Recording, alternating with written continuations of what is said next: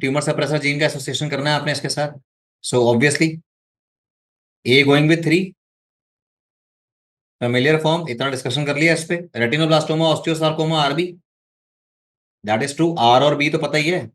एक over retina का tumour है, एक बी से बोल रहा है बोन का ट्यूमर है. बोन से कौन सा ट्यूमर है? That is osteosarcoma, sunray appearance Codman triangle. Then we are talking about something that is going to be associated with Lee from any. Lee from any is this. And whenever we are talking about breast and ovarian cancer, this is going to be associated with Barca.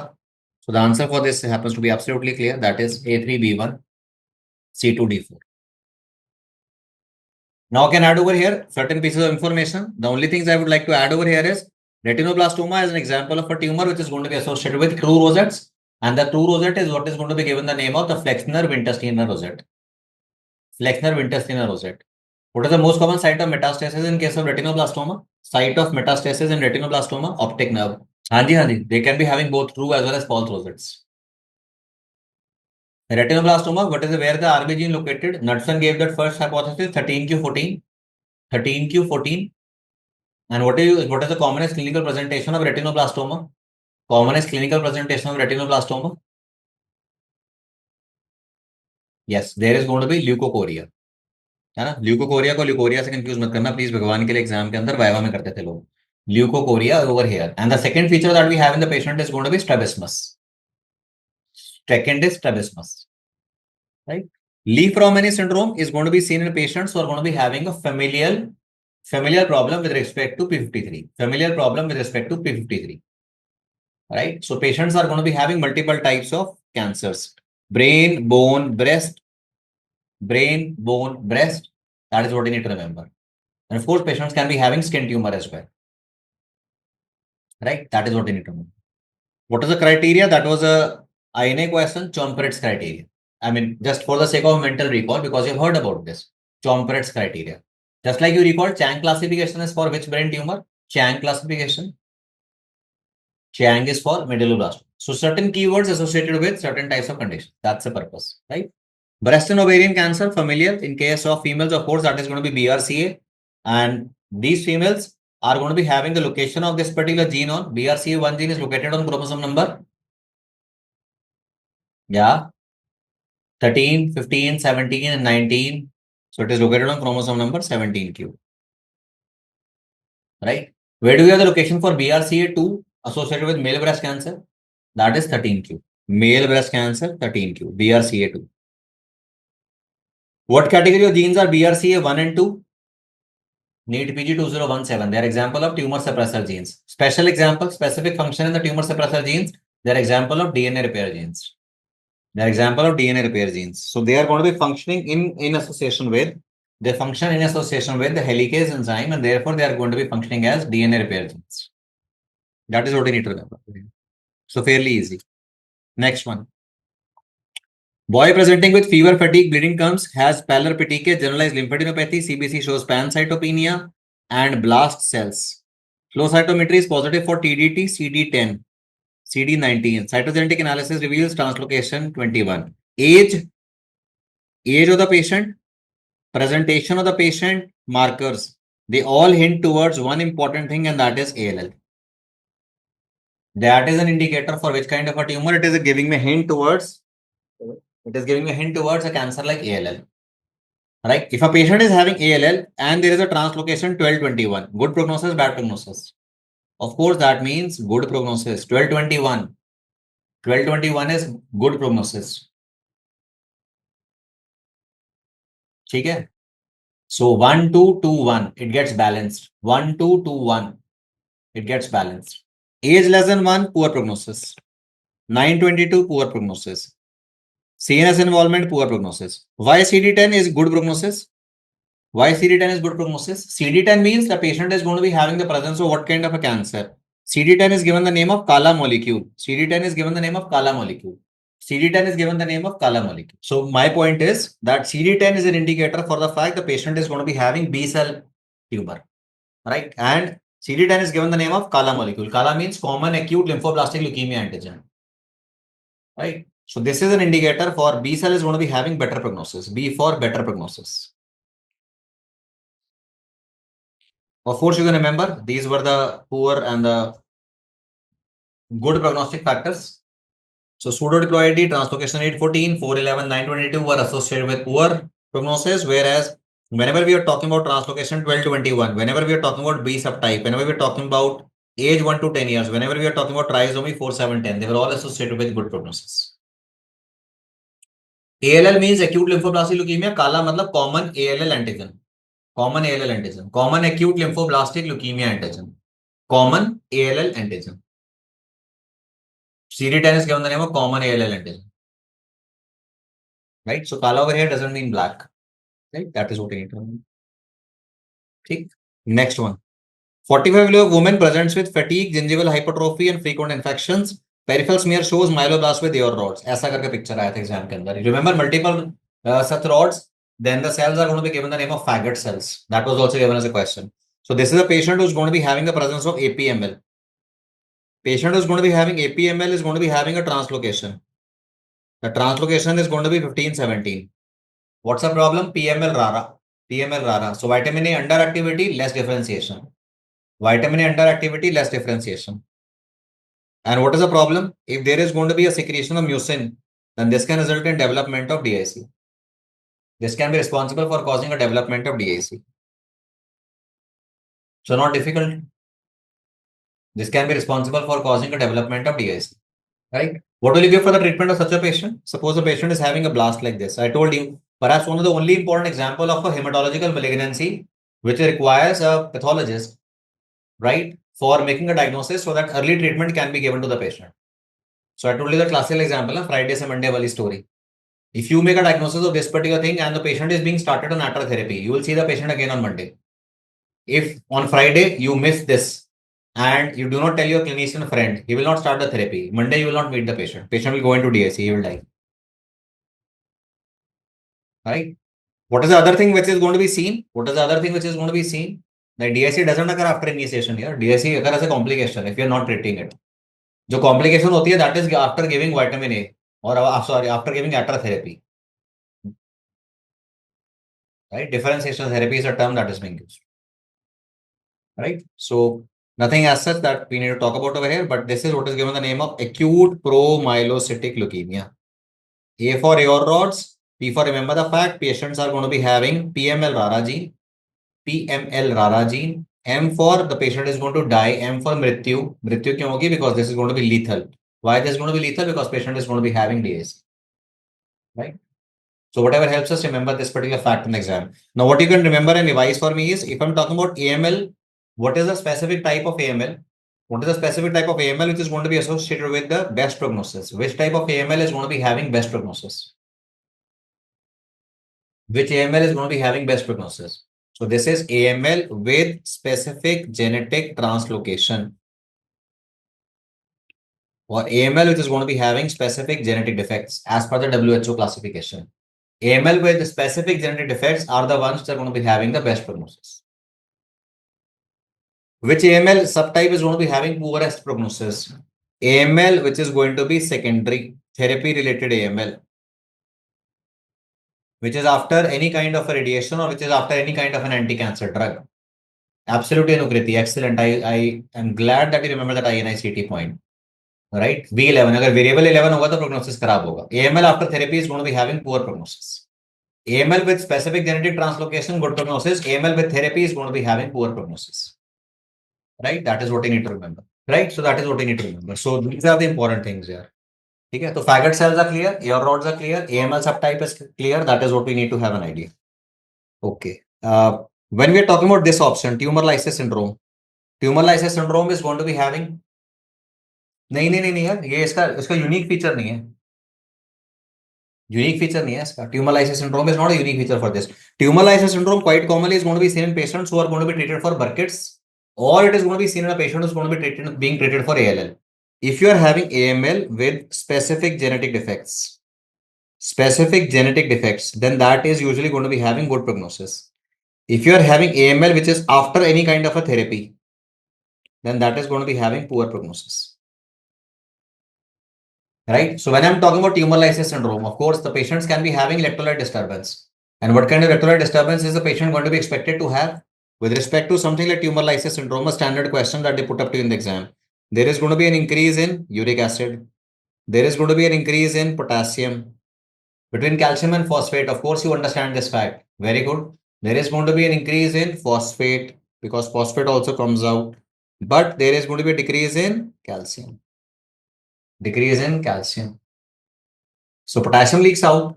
Phosphate is going to be coming out. The patient is going to be having uric acid. Hyperuricemia is going to be seen. But there is going to be calcium which is going to be going down. Option C, Siddhi. Autoimmune hemolytic anemia is not a feature with this disease. It is seen as a feature of CLL. It's a feature of CLL, my friend. Tumor lysis syndrome, how do we manage it? Give lots and lots of fluids. INI-CET question.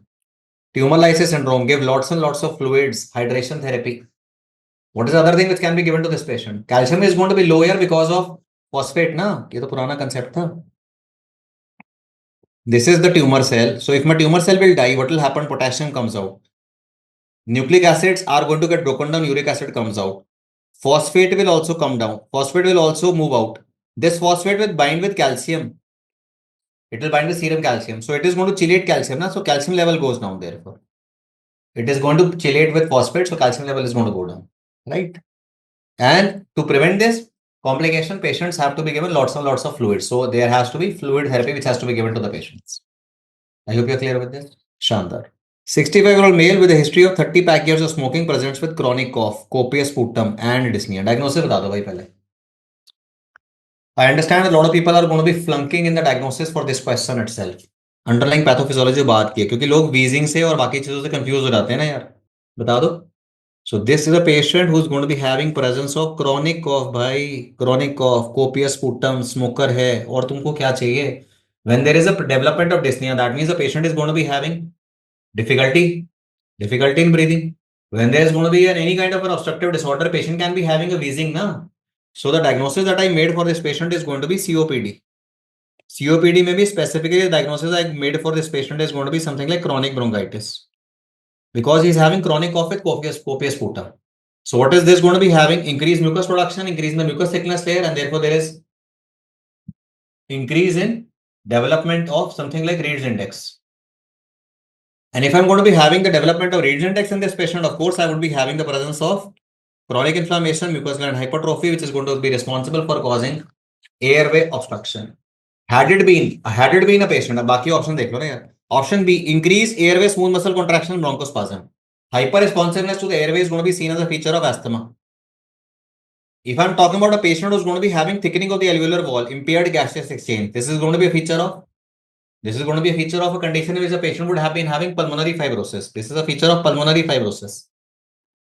Right? Pulmonary fibrosis. Yeah, for that matter, any kind of an interstitial lung disease, there is a presence of thickening of the alveolar wall, like gaseous exchange cannot take place properly.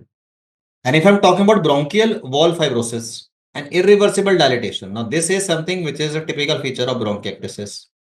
Remember tram track sign, signature appearance on the CT scan, bronchiectasis. So syrup sputum से, syrup dyspnea से, syrup wheezing से, you cannot make a diagnosis. You cannot use only them for making diagnosis. The key word over here is copious sputum and chronic cough. That is what made the diagnosis of chronic bronchitis. And if there is a mention of irreversible dilatation of airways, that would have been going in favor of bronchiectasis. Of course, you are aware of the word fact. What is going to be useful for making a diagnosis of obstructive lung disorder? Spirometry. FEV1, FVC ratio less than FEV1, FVC ratio less than 2022's question less than 0.7. Very good. है ना? तो flowchart याद है ना Dilip sir वाला medicine में जो पढ़ते हैं हम. That is another thing that we need to know. ठीक है? So that is what we need to know. इसके अंदर अगर मेंशन करता है अगर ये मेंशन करता है इसके अंदर अगर वो बोलता कि early morning change in the posture है अगर मैं इसकी एज कर देता पेशेंट की सेम एज रख के early morning the patient is going to be having a change in the posture and then he is going to be having copious amounts of sputum early morning change in the posture and patient is having copious amount of sputum cup full of sputum मैंने बताया था ना glass full of sputum cup full of sputum ये आपने videos यार देखे नहीं क्या मतलब ये तो मिशन वाली क्लास में भी डिस्कस ना यार so that is where we talk about this ठीक 24-year-old female है, she is having a firm, mobile, non-tender mass in her left breast, discovered during self-examination. Right? So she is going to be having mammography, well-defined oval-shaped mass. आपको ये तो समझ में आ गया, this cannot be breast carcinoma. Of course, elderly female होगी and there is going to be irregular mass and then there is going to be presence of some kind of a puckering or there is a skin dimpling or there is a presence of a nipple discharge. It cannot be intraductal papilloma because this would be having the presence of a bloody discharge. right? Bloody discharge हो जाता है इसमें. Now, why have you ruled out fibrocystic changes here? That is what I just want to know. Fibrocystic changes में what is the important thing? Fibrocystic changes would have been having the presence of multiple cysts, and that would be having some kind of a pain. She is having a non-tenderness. एक तो multiple cyst होती है ना, that would have been presence of some kind of a pain ना. Nostalgia तो होता ही है ना इसके अंदर in fibrocystic changes. That is why we are ruling out this. So age of the patient can be similar in fibrocystic changes in fibroadenoma, but the fact that you're having a well-defined, firm, mobile, non-tender mass, that is what is going in favor of a fibroadenoma. Fibroadenoma. ठीक है. So that is what. हाँ जी, बिल्कुल. Cyclical changes जो होते हैं, they are going to be pretty much correlating with the hormonal changes that are going to be seen in case of the patient. हाँ जी, हाँ जी. अभी फाइब्रोडिनोमा के साथ में ये वाली इंपॉर्टेंट चीज होती है. So what I am talking about over here is a classical Robins image, and why Robins talks about this is because it is an example of a well defined mass, right? And this is the example of an excised mass. So this is the tumor, the whitish glistening surface tumor. Why I say it is a tumor? Because this is a benign tumor. So you can see this is a tumor, this is a tumor, and this yellow portion is the fibrofatty. This is the adipose tissue, the fat tissue. This is a fat tissue. So this white portion is very clearly differentiated from the fat which is in the neighboring area. So that is why it is an example of a fibroadenoma. And microscopically what you are going to be having over here, fibrocystic changes के अंदर या जो हमने discuss किए थे, sclerotic adenosis, there is cyst formation, apocrine gland वाला जो discuss किया था, ब्लू डोम सिस्ट, रिमेंबर? नहीं याद आ रहा? एक बार मेन वीडियो देख लेना यार 1.5x स्पीड पे. This one is going to be having the presence of distortion. ये देखो, there is too much of fibrous tissue because of which epithelial gets almost compressed. So this is a fibrous tissue because of which the epithelial cells get almost compressed. So there is too much of stroma because of which this is going to be responsible for causing distortion. If it is around, then it is going to go given the name of pericanalicular. If it is going to be causing too much of compression, that is called as intracanalicular. Canalicular के अंदर नहीं घुसती. It is just going to cause compression, slit-like compression, slit-like distortion of the epithelial cells. That is what is going to be seen. Now, when I'm using the term over here, stroma, what kind of stroma am I talking about over here? Intralobular or interlobular? Intralobular है, interlobular है भाई, ये तो बता दो भाई. अंदर होता है ये, अंदर इंट्रालोबुलर है ना, लोब्यूल के अंदर है भाई, इंट्रा.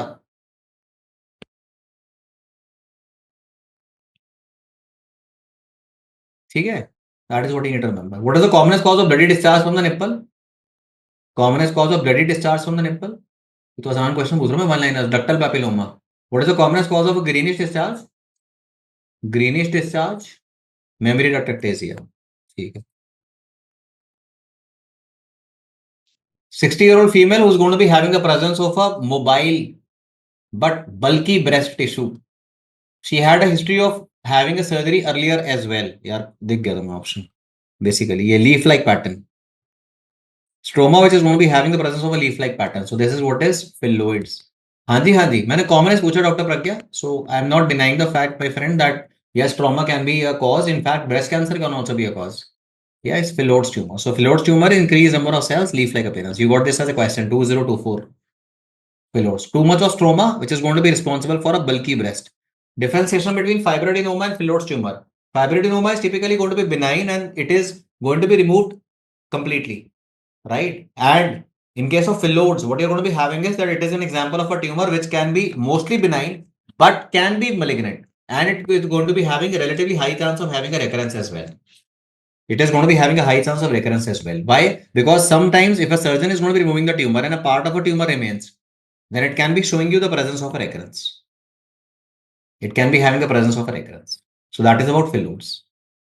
डिफरेंशिएशन तो बहुत ही आसान है यार. इंट्रालोबुलर स्ट्रोमा यहाँ बढ़ गई, यहाँ स्ट्रोमा बढ़ गई, कंप्रेस हो गई स्लिट्स. और इसमें देखो, इसमें तो इतना बल्कि है स्ट्रोमा यार, इतना बल्कि और बड़ा बड़ा जाइंट. एज मैच नहीं करेगा पेशेंट का. बिग बल्कि टिश्यू होगा इसके अंदर, ब्रेस्ट टिश्यू होगा, मास होगा पेशेंट के अंदर, and then there is a presence of a leaf like projection that you are going to be getting over here. So all that is going to be hinting towards. नेट्स का इसमें role नहीं होता. अगर direct spread करता है इसमें, तो इसमें वो लिम्फेटिक स्प्रेड नहीं करता, तो lymphatic dissection is contraindicated. Blood vessels से स्प्रेड होगा, लिम्फेटिक्स नहीं होता, ब्लड वेसल्स. ठीक. I think we are good for this. Now, regarding cardiac myxoma, which of the following statement is true? I am absolutely sure most of you have an idea that whenever we are talking about something like a cardiac myxoma, It's an example of a tumor that is going to be seen in case of adults. You do have an idea that majority of these tumors are going to be arising from the left atrium. 90% of them occur in the atrium only, na? So they are going to be seen in case of adults. They are going to be arising in the left atrium, right? So predisposition होती है ना left to right की 4:1 की. That is what is true. True. So right ventricle में तो नहीं होगा. Most patients are going to be more than 50 to 60 years of age. So even this is not going to be true. Can you give me one example of a condition in which myxoma can be seen in a child less than 5 years of age? Myxoma can be seen in a child who's going to be less than 5 years of age. ऐसा हो सकता है? If a patient is going to be having this as a part of a syndrome, जो कार्नीज complex की हम बात करते हैं, तब दिख जाता है ये बच्चों में. कार्नीज कॉम्प्लेक्स की अगर बात करें तब दिख जाता है बच्चों के अंदर, right? So most of the time it is going to be seen in adults, left atrium, and a specific site is fossa ovalis. Then you had a question in the exam 2018 NEET PG where they talked about the clinical presentation, fever, malaise, and it causes the presence of a ball valve obstruction, tumor plop, fever, malaise, and there is a presence of a ball valve obstruction. It causes a plop sound on auscultation, and then there is a presence of a intermittent obstruction at the level of the mitral valve. Is it going to be having the presence of inflammatory infiltrate? They are not uncommon, they are common. So ये भी गलत था. Diagnostic criteria is based upon the presence of myxoid stroma and the presence of lipidic cells. Absolutely true. So this is the kind of a tumor that the patient is going to be having. It is going to be having a pedunculated mass at times arising in the left atrium. At the moment is going to be responsible for causing a tumor plop. At the time responsible for causing a development of a action, talk on auscultation, and then that is how it is going to be causing a valvular obstruction. These are the example of the tumor cells. They can be even having the presence of a perivascular arrangement as well. That is how it is going to be giving you an appearance. Now, what was asked you is an INI question. The exam was the components of what is going to be given the name of Carney's complex. Carney's complex. Carney's complex can be having two important subtypes. Myxoma is there. There is excessive endocrine activity. And this is the one which is going to be associated with either the what is given the name of Name syndrome, or the second one that we need to remember over here is the Lamb syndrome. Name and Lamb. So name was what was asked in the INI exam. Remember? इसमें E से Epstein's anomaly दिया था उसने. Epstein's anomaly दिया था. So nevi हो गए. Lentiginous और nevi हो गए. There is presence of atrial myxoma. There is presence of myxoid neurofibroma. There is presence of epithelials of freckles. So practically speaking, there is a presence of skin involvement. There is a presence of a neurofibroma. There is a presence of a cardiac tumor. This is Name syndrome. This was what was asked in INICET. Because they've already asked you questions on myxoma, they've already asked you question on name. So the next thing is that they can be asking question on lamb. So lamb can be lentiginous. There is atrial myxoma, and then there can be presence of blue nevi. So these are the subtypes, or you can say the two minor variations that you're going to be having with respect to something that is given the name of Carney's complex. Carney's complex. Right? This is something which has to be differentiated, and I hope you know that. This is something which has to be differentiated from what is going to be given the name of Carney's triad. Carney's triad, you remember? You read about that in GIT. Carney's triad. Just very good. And the patient is going to be having the presence of a lung tumor as well. Pulmonary, yes, most of you know this. Very good. Chondroma. Pulmonary chondroma, very good. And the patient is going to be having the presence of a paraganglioma. Beautiful. Extra adenopheochromocytoma. That is what is called as. So it is paraganglioma. So pulmonary chondroma, gist tumor, and paraganglioma is what is given the name of Carney's triad. This is what is going to be given the name of Carney's triad.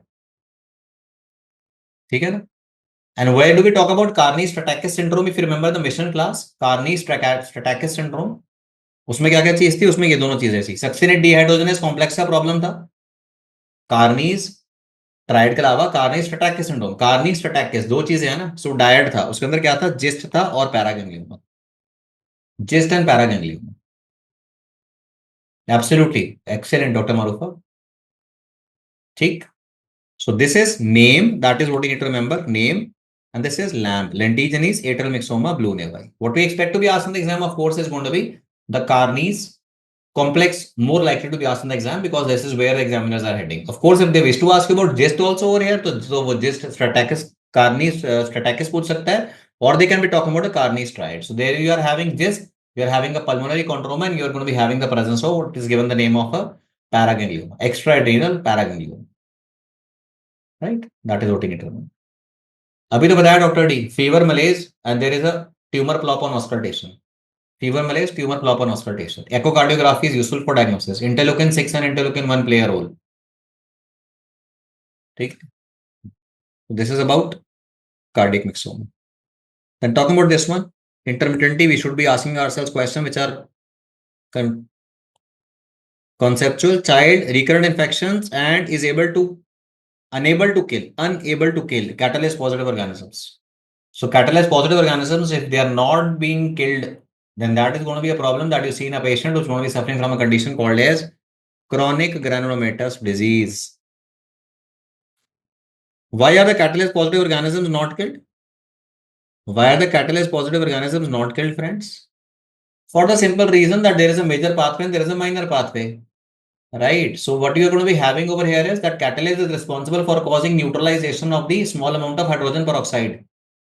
Catalase biochemistry का link है ना इसके अंदर. Catalase is responsible for conversion of H2O2 into water.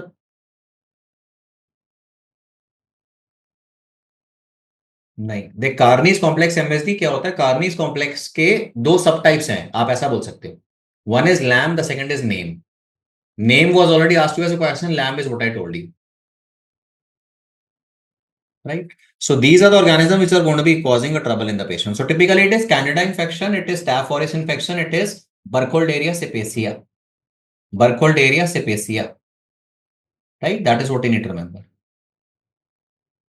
So this is what is to be remembered. Catalase positive organisms are going to be causing infections in these patients. Are we clear? ठीक है, चलो. Myelobroxidase of course has an importance. Myelobroxidase, MPO halide system, most effective way to kill a bacteria. MPO halide system is the most effective way of killing a bacteria. That is what you need to remember. Glutathione peroxidase is what is going to be important because of its role. Glutathione peroxidase, GPX, is going to be playing a role because of its role in the protection against free radicals. Protection against free radicals. That's the only thing that we need to, as of now, keep in mind. Right? Chalo. GPX is a marker of, GPX4 is a marker of which pattern of cell injury? It's a marker of ferroptosis. GPX4 is a marker for ferroptosis. Next one. Match the RBC disorders with the clinical manifestations. I hope this one was easy. अभी देखते हैं इसमें क्या किया आपने. Hereditary spherocytosis. It is a type of hemolytic anemia. So obviously there is going to be jaundice anemia, splenomegaly. अभी jaundice anemia, splenomegaly के अंदर आपने क्या चीज किया? You could be having the presence of fatigue, jaundice, severe anemia, splenomegaly. A option और C option में से कौन सा चूज किया आपने? और D में से भी in fact. Why A, why C, why D? That's what I'm asking. I wanted to know about the concept. Hereditary spherocytosis is an example of a chronic hemolytic anemia. So no doubt the patient is going to be having jaundice anemia, splenomegaly, but my patient is also at high risk for development of gallstone.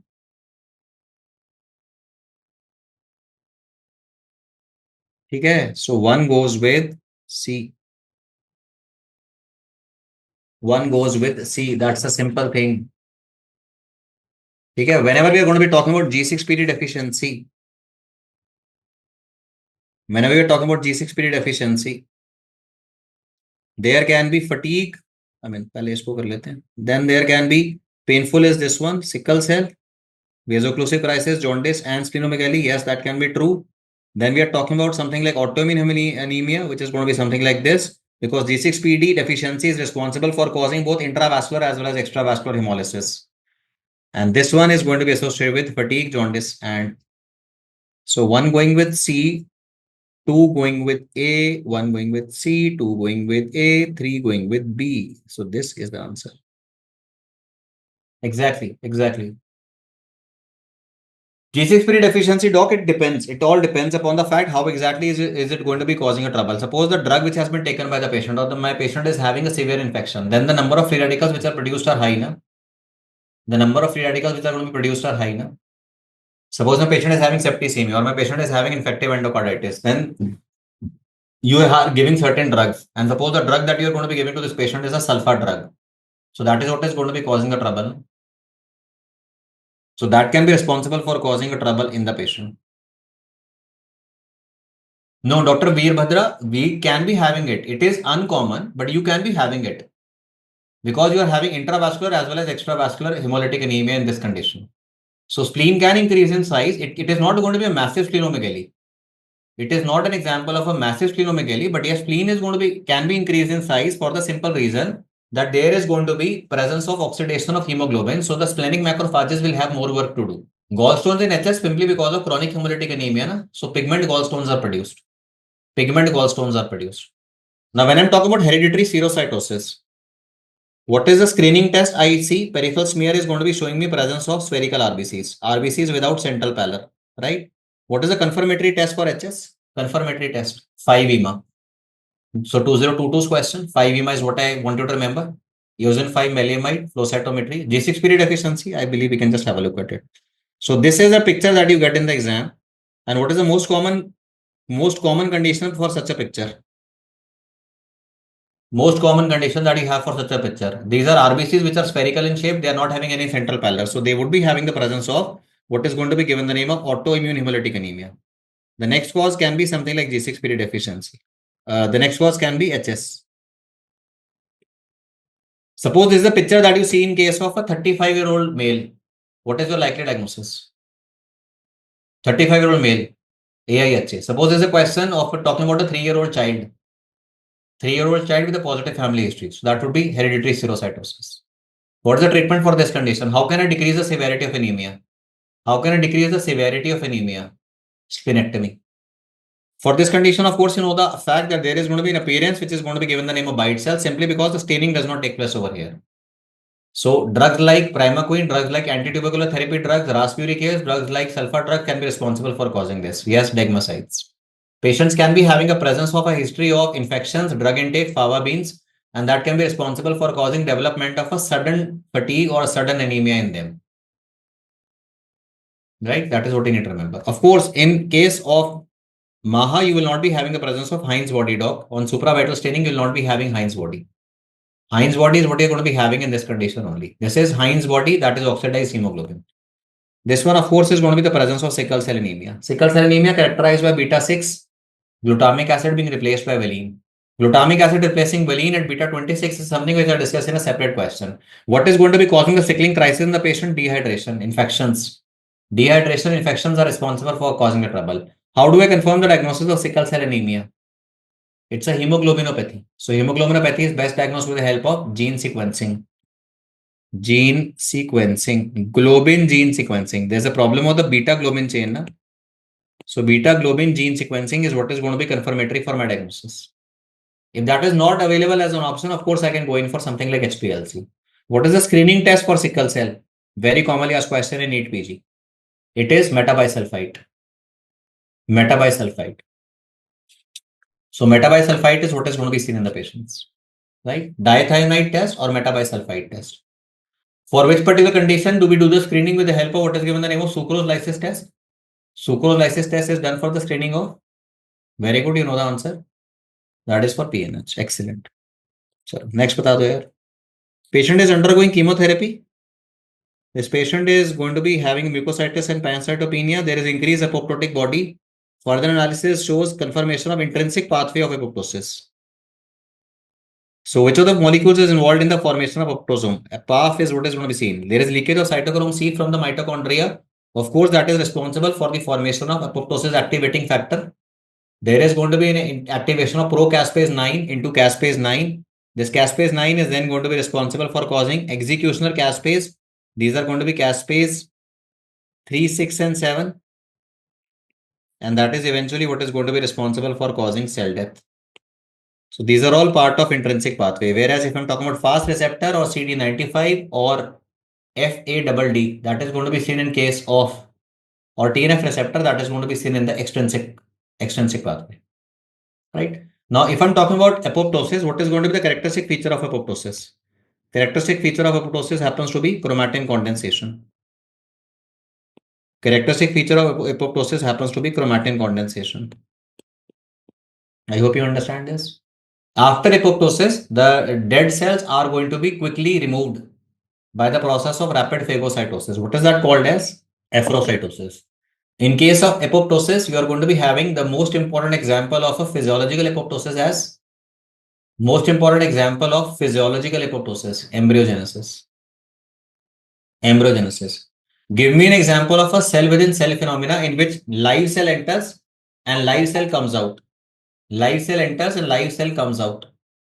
Emperipolysis. Live cell goes in, dead cell comes out. Live cell goes in, dead cell comes out. Entosis. Entosis. Dead cell is removed. Dead cell is removed. Dead cell is removed. That is efferocytosis, na? Bhai, dead cell is targeted. Efferocytosis, rapid phagocytosis. Live cell goes in, live cell goes out. Emperipolysis. Live cell goes in, dead cell comes out. That is entosis. Enclysis is for CD4 T cells, hepatocytes. So these are called as a forced cell within cell phenomena. Cell in cell phenomena. The 4 E's that we discussed so many times. Next one. Patient develops hypotension, backache, hemoglobinuria within 30 minutes of transfusion. क्या लग रहा है आपको? Within 30 minutes है तो acute है chronic. अगर less than 24 hours होता है तो acute होता है. अगर मोर देन 24 आवर्स होता है तो chronic होता है. तो delayed को तो rule out कर लिया आपने. Delayed is more than 24 hours ना. So therefore this is ruled out. Fever तो हो ही रहा, उसको हाइपोटेंशन बैक एक हो गया, उसको फिब्राइल नॉन हेमोलिटिक में तो नहीं होता ऐसे. There is only mild increase in the fever. This is not anaphylaxis ना. There is would have been hypotension, why back pain, why haemoglobinuria. So there is a presence of a hemolysis taking place, and therefore it is going to be seen in case of acute hemolytic transfusion reaction. Acute hemolytic transfusion reaction. This is typically seen in case of a patient who is going to be a awake patient, right? And if the patient would have been anesthetized, or the patient would have been sedated, or the patient would have been unconscious, then this would have been responsible for causing bleeding from the oozing site, or bleeding from the site of needle insertion. So this is going to be seen because of acute hemolytic transfusion reaction, because of ABO incompatibility, and that would have been seen because of antibodies of the recipient attacking the RBCs of the donor. Right? What do we do? As per the protocol, we have to stop the transfusion immediately. We have to give IV fluids to the patient through the line, and we have to send the sample back to the blood bank. INI-CET question. Stop the transfusion immediately. Start the IV fluids in the patient. Give a push, saline push, and then give the sample back to the blood bank for blood grouping cross-matching. What's the temperature? What's the temperature at which this particular blood would have been stored in the blood bank? That would have been anywhere close to 2 to 6 degrees Celsius. What would have been the anticoagulant which have been added over here in the blood so that it does not clot? That would have been something called as sagam. Sagam in the blood bag. Sagam. Yes, of course, you know the fact that the life would have been somewhere close to 42 days. Right? Can I prevent an acute hemolytic transfusion reaction? The answer is of course yes. What do I do for prevention? What do I do for prevention? Blood grouping cross matching. Prevention के लिए blood grouping cross matching. Simply यार cross match करते हैं ना हम. उसके बिना थोड़ा दे देते हो. What is the most common reason for this kind of a reaction? What is the most common reason for this kind of a reaction? Of course, I know the reason for this kind of a reaction is the development of a clerical error. गलत sticker लगा दिया. Clerical error. That is going to be causing this.